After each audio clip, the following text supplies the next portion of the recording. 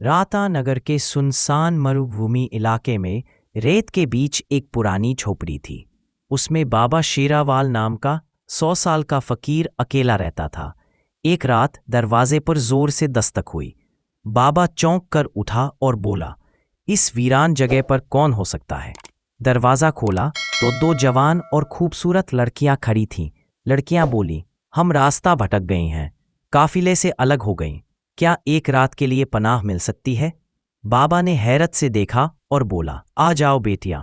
झोपड़ी के कोने में उन्हें जगह दी। दोनों लड़कियां थक कर सो गईं।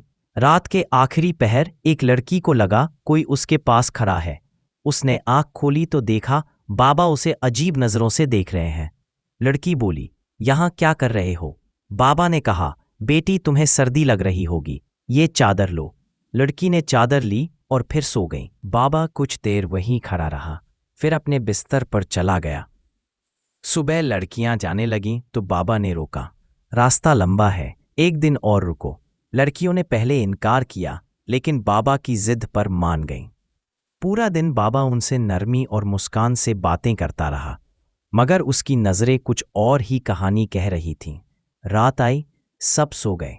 आखिरी पहर बाबा एक लड़की के करीब गया और माथे पर हाथ फेरा। लड़की ने गुस्से में पूछा, यह क्या कर रहे हो? बाबा ने बहाना बनाया, बिना तकिए के सो रही हो, तकिया लो।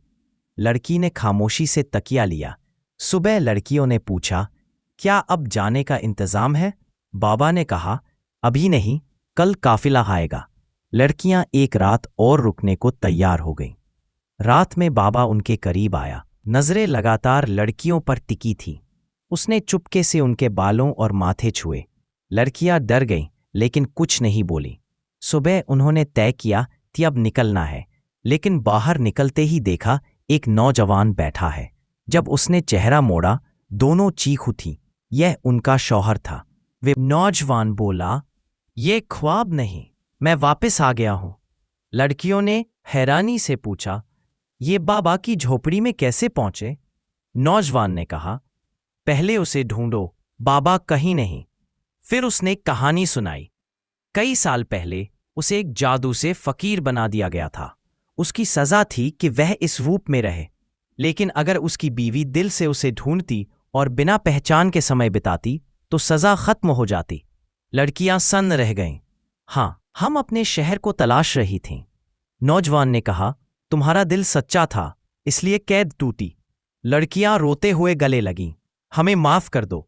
नौजवान बोला, कोई कसूर नहीं, तुम्हारा प्यार ही मेरी मुक्ति था। फिर तीनों ने मिलकर नई जिंदगी शुरू की।